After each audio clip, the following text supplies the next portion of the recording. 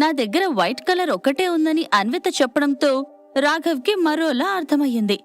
ఆమె దగ్గర అసలు డ్రెస్లు ఎక్కువగా లేవని, ఉన్న వాటిలో ఇదొక్కటే కొద్దిగా బెటర్ డ్రెస్ అని అతను అనుకున్నాడు. అలాగే హోటల్లో ఉండడం ఏంటి అని కూడా అడగాలనుకున్నాడు.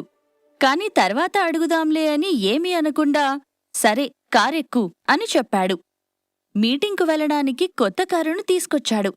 అదే నార్మల్ కారులా కాకుండా కాస్త డిఫరెంట్గా స్టైలిష్గా ఉండడంతో దాని వంక వింతగా చూసింది అన్విత. ఆమె చూపును పసిగట్టిన రాఘవ్, ఏంటి ఇలాంటి కారును ఎప్పుడు చూడలేదా అని అడిగాడు. చాలాసార్లు చూశాను, ఇన్ఫాక్ట్ చాలాసార్లు ఎక్కాను కూడా. నా ఫ్రెండ్కి ఇదే కారుంది, కాకపోతే కొంచెం పాత మోడల్. మేం ఆ కారులోనే చాలా ట్రిప్స్కి వెళ్ళాం అని అబద్ధం చెప్పింది అన్విత. కారు గురించి తనకేమీ తెలియదని చెబితే రాఘవ్ దృష్టిలో తాను చీప్ అయిపోతానని భావించి అలా చెప్పింది. మరెందుకు ఆలోచిస్తున్నావు? వెంటనే ఎక్కు, మనకు టైం అవుతుంది, తొందరగా వెళ్ళాలి అని అన్నాడు రాఘవ్. అయినా కూడా అన్విత ఏదో ఆలోచిస్తూ కారు వైపు చూస్తూ దేనికోసమో వెతుకుతోంది. డోర్ తీసుకుని ఎక్కు అని రాఘవ్ చెబుతుండగా డోర్ హ్యాండిల్ కనపడకపోవడంతో ఎక్కడుందని వెతుకుతోంది. ఏమైందన్విత, తొందరగా ఎక్కు అని అతను అంటూనే ఉన్నాడు. డోర్ హ్యాండిల్ కనిపించక ఆమెకు ఇబ్బందిగా అనిపించింది. దాంతో కోపం తెచ్చుకొని, ఇదేం కారు, డోర్ హ్యాండిల్ కనిపించడం లేదు, డోర్ ఎలా తీయాలి అని అంది. ఆ మాటలకు చిన్నగా నవ్విన రాఘవ్, ఇలాంటి కారు ఇంతకుముందు చూశానని చెప్పావు కదా, మరి డోర్ హ్యాండిల్ ఎక్కడుంటుందో తెలియదా? ఇలాంటి కార్లు ఈ సిటీలో 2 ఉన్నాయి, అది కూడా మా ఫ్యామిలీలోనే. ఇంకో విషయం ఏంటంటే ఈ కార్ని నేనే డిజైన్ చేశాను, నాకు నచ్చినట్టుగా నా కోసం నేను డిజైన్ చేశాను అని అన్నాడు. దాంతో అంతకు ముందు తాను చెప్పింది పూర్తిగా అబద్ధమన్న విషయం అతడికి తెలిసిపోయిందని ఆమెకు అర్థమయ్యింది. సో ఎక్కువ చేయకుండా కార్ డోర్ ఓపెన్ చేయమని రాఘవ్ని అడిగింది. ఆమెను కార్ డోర్ నుండి కొద్దిగా దూరం జరగమని చెప్పిన రాఘవ్ స్టీరింగ్ పక్కనున్న చిన్న బటన్ని ప్రెస్ చేశాడు.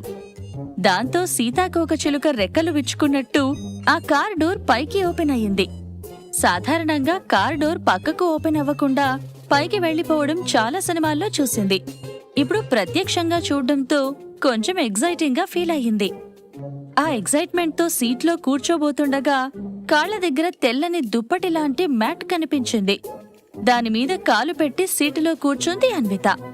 కాకపోతే ఆ తెల్లటి మ్యాట్ ఎక్కడ పాడవుతుందోనని భయపడింది. అందుకే హ్యాండ్ బ్యాగ్ లోంచి నాప్కిన్స్ తీసి తన కాళ్ల కింద పెట్టుకుంది. ఆమె చేస్తున్న పనికి రాఘవ్ ఆశ్చర్యపోతూ ఎందుకలా చేస్తున్నావని అడిగాడు. మ్యాట్ చాలా తెల్లగా ఉంది కదా, చెప్పులకున్న మరకలు మ్యాట్కి అంటుకుని పాడవుతుందని నాప్కిన్స్ తో కవర్ చేస్తున్నాను అని అన్విత చెప్పగానే, చిన్నపిల్లలా బిహేవ్ చేయకు, మ్యాట్ పాడైతే నేను మళ్ళీ కొత్తవి కొనుక్కుంటాను అని కోపంగా అన్నాడు రాఘవ్. వెంటనే చెప్పుల కింద నాప్కిన్స్ ని తీసేసి వాటిని ఉండల్లాగా చుట్టి చేతుల్లో పట్టుకుంది. అప్పుడే కార్ స్టార్ట్ చేసిన రాఘవ్ ఆ హోటల్ ఎంట్రన్స్ లో గేట్ దగ్గర ఉన్న చెత్తబుట్ట దగ్గర కార్ ఆపాడు. అందులో నాప్కిన్స్ ని ఆమె పడేయగానే కారు వేగం పెంచాడు. కోట్లు విలువ చేసే కారు కావడంతో రోడ్డు మీద సుత్తిమెత్తగా వెళ్తుంది. ఎక్కడా చిన్నపాటి కుదుపు లేకుండా హాయిగా జర్నీ సాగిపోతోంది. అయితే అన్విత మెదడులో మాత్రం అనేక ఆలోచనలు తిరుగుతున్నాయి. రాఘవ్ సార్తో మాట్లాడడం చాలా ఇబ్బందిగా ఉంది.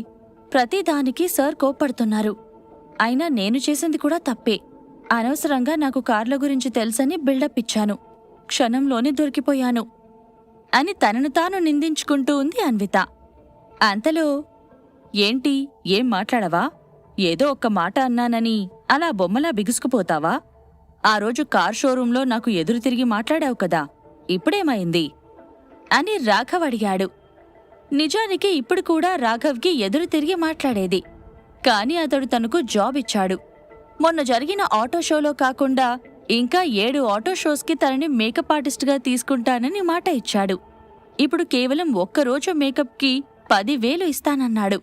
ఇలాంటి టైంలో అతనికి ఎదురు తిరిగి అనవసరంగా బ్యాడ్ అవ్వడం మంచిది కాదని ఊరుకుంది. అదీగాక ఆ రోజు అందరి ముందు రాఘవ్తో ఇష్టమొచ్చినట్టు మాట్లాడింది కాబట్టి ఇప్పుడు కూల్గా ఉండి అతడి దృష్టిలో మంచి పేరు తెచ్చుకోవాలని అనుకుంటుంది. దానివల్ల మరిన్ని ఆటో షోస్ వస్తాయని ఆమె ఆశ. అన్విత ఇలా ఆలోచిస్తుండగా, నువ్వు హోటల్లోనే ఉంటావా అని అడిగాడు రాఘవ్. సడన్ గా రాఘవ్ టాపిక్ డైవర్ట్ చేయడంతో ఈ లోకంలోకి వచ్చిన అన్విత అతడు అడిగిన ప్రశ్నను మరోసారి తలుచుకుంటూ, లేదు, ఇప్పుడొక అవసరం మీద హోటల్లో ఉంటున్నాను. కొన్ని రోజుల తర్వాత ఇక్కడి నుండి వెళ్ళిపోతాను అని చెప్పింది. ఒకదానివే ఉన్నావా లేదా ఎవరైనా తోడున్నారా అని మరో ప్రశ్న వేశాడు రాఘవ్. నా ఫ్రెండ్ నేను ఉంటున్నాం అని ఆమె చెప్పగానే, ఫ్రెండ్ అంటే బాయా గర్లా అని అడిగాడు. బాయ్ ఆర్ గర్ల్ అనేది పెద్ద విషయం కాదు. నాతో పాటు రూంలో ఉంటున్న వ్యక్తి బట్టలు నేనే ఉతుకుతాను, రూమ్ మొత్తం క్లీన్ చేస్తాను. దానికి ఆ వ్యక్తి నాకు అమౌంట్ పే చేస్తారు అని చెప్పింది అన్విత. అంటే ఆ రూంలో పని మనిషిలాగా పనులు చేస్తున్నావన్నమాట, అంతేనా అన్నాడు రాఘవ్. అంతే, అంతకు మించి ఇంకేమీ లేదని అన్విత చెప్పింది. ఆమెకు షాడో గుర్తుకు వచ్చాడు. షాడోతో తాను శారీరకంగా చాలాసార్లు కలిసింది. ఆ విషయం పక్కన పెడితే రూమ్ క్లీన్ చేయడం, బట్టలు ఉతకడం అన్నీ నిజాలే. ఆమె ఆలోచిస్తుంటే, నీకు డబ్బు అవసరం చాలా ఉందా అని అడిగాడు రాఘవ్. అన్విత చిన్నగా నవ్వి, డబ్బు అవసరం ఎవరికి లేదు, ప్రతి ఒక్కరికీ ఉంది. అలానే నాకు ఉంది. బట్ ఎస్, ఇప్పుడు నాకు ఇంకొంచెం ఎక్కువగా ఉంది. తినడానికి తిండి, ఉండడానికి ఇల్లు ఇవి మాత్రమే కాకుండా మా బాబాయ్ బాగవ్వడానికి నాకు డబ్బు కావాలి అని అంది. మీ బాబాయ్కేమైంది అని వెంటనే అడిగాడు రాఘవ్. చాలా రోజుల నుండి హాస్పిటల్లోనే ఉన్నారు. Health problem. ఇప్పుడు కొద్దిగా బెటర్గా ఉన్నారనుకోండి. కాకపోతే మా బాబాయ్ని చూసుకోవడానికి నాకు చాలా డబ్బులు కావాలి. ట్రీట్మెంట్ కోసమే ఖర్చు ఎక్కువగా అవుతుంది అని చెప్పింది అన్విత. ఆ మాటలతో ఆమె సిచ్యువేషన్ రాఘవ్కి పూర్తిగా అర్థమైపోయింది. అన్వితకు ప్రస్తుతం డబ్బు కావాలి, అందుకే పని మనిషిగా చేస్తుందని, బట్టలు కూడా తన దగ్గర ఎక్కువగా లేవని, ఇటు జాబ్ చేస్తూనే అటు పని మనిషిగా డబ్బులు సంపాదిస్తుందని అనుకున్న రాఘవ్, సీరియల్లో కష్టాల్లాగా నీ జీవితంలో చాలా కష్టాలున్నట్టున్నాయి అని అన్నాడు. అన్విత ఏమీ మాట్లాడకుండా నవ్వేసింది. అయినా నువ్వు చాలా కాన్ఫిడెంట్గా కనిపిస్తున్నావు. నిన్ను మొదటి రోజు చూసినప్పుడు చాలా ధైర్యంగా ఉన్నావు. నీకు కష్టాలున్నాయని నిన్ను చూసిన వాళ్ళు ఎవ్వరూ అనుకోరు. నువ్వు చెప్తే తప్ప ఆ విషయం ఎవ్వరికీ తెలియదు. అయినో ఇటు వర్క్ చేస్తూ అటు పని మనిషిగా ఉంటూ బాబాయిని చూసుకోవడం చాలా కష్టమైన పని. ఇన్ని కష్టాలు నీకేమీ ఇబ్బందిగా అనిపించట్లేదా అని అడిగాడు రాఘవ్. అలవాటైపోయింది సార్. చిన్నప్పుడే అమ్మా నాన్న పోయారు. పెద్దయ్యాక చదువుకుందామనుకుంటే చెల్లెలి కోసం చదువు మానేయాల్సొచ్చింది. ఇంటి పనులన్నీ నా మీద పడ్డాయి అని చెబుతోంది అన్విత. ఈసారి అన్విత చెబుతున్న మాటలను రాఘవ్ ఎక్కువగా పట్టించుకోలేదు. ఎందుకంటే అతని చూపంతా అన్విత అందంపైనే ఉంది. వైట్ డ్రెస్లో ఎందుకు వచ్చావు, అంత్యక్రియలకు వెళ్తున్నావా అని అనవసరంగా కామెంట్ చేశాను. కాని ఈరోజు అన్విత చాలా అందంగా ఉంది. వైట్ డ్రెస్లో ధగధగా మెరిసిపోతుంది. చెవులకు రింగులు, ముఖానికి లైట్ మేకప్తో దేవకన్యలా ఉంది అని మనసులో అనుకుంటూ ఆమె వైపు చూస్తూనే ఉన్నాడు. తన గురించి చెప్పుకుంటూ పోతూనే ఉంది అన్విత. ఇటు ఆమె అందాన్ని చూస్తూ ఆలోచిస్తూనే ఉన్నాడు రాఘవ్. ఈరోజు ఇంత అందంగా కనిపిస్తున్న అన్విత మొదటి రోజు మాత్రం ఇలా ఎందుకు కనిపించలేదు? మేకప్ వల్ల అయి ఉంటుందా?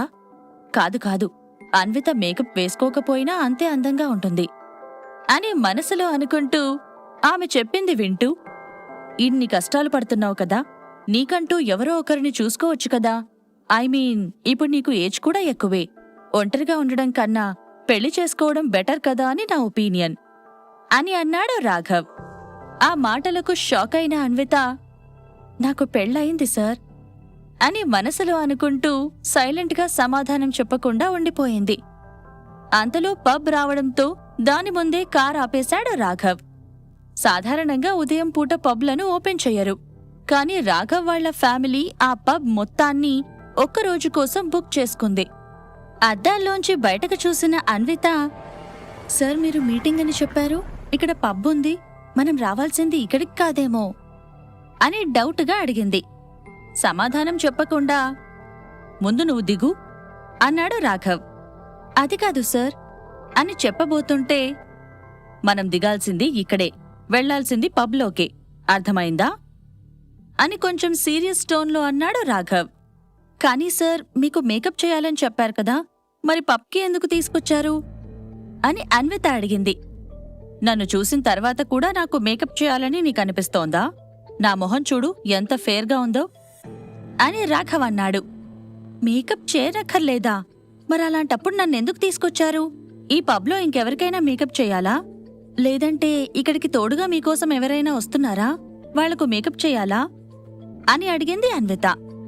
ఎవరో ఎందుకు అన్విత, నాకు తోడుగా నువ్వొచ్చావు కదా అని రాఘవ్ అన్నాడు.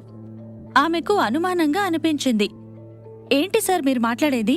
మీరేమనుకుంటున్నారసలు అని కోపం తెచ్చుకోబోతుంటే, అన్విత, నీకు నిజం చెప్పాలనుకుంటున్నాను. ఈరోజు నేను వచ్చింది ప్రైవేట్ మీటింగ్కి కాదు, పబ్కి.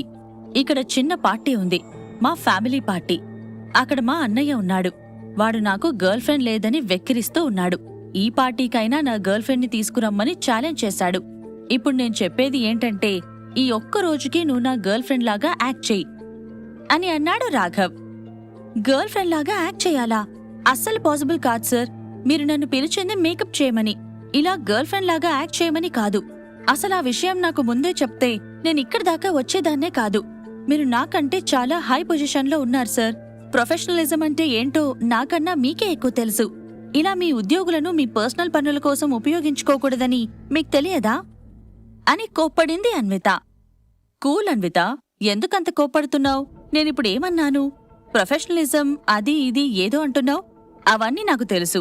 ఇప్పుడు నువ్వు గర్ల్ ఫ్రెండ్ లాగా యాక్ట్ చేస్తావా చెయ్యవా అని కమాండింగ్గా అడిగాడు రాఘవ్. నేను చెయ్యను సార్, ఇప్పుడే వెళ్ళిపోతున్నాను అని అన్విత వెళ్ళిపోతుంటే ఆమె చెయ్యి పట్టుకొని, ఈరోజు నువ్వు నా గర్ల్ ఫ్రెండ్ లాగా యాక్ట్ చేస్తే నీకు 20,000 రెమ్యూనరేషన్ ఇస్తాను అని అన్నాడు రాఘవ్.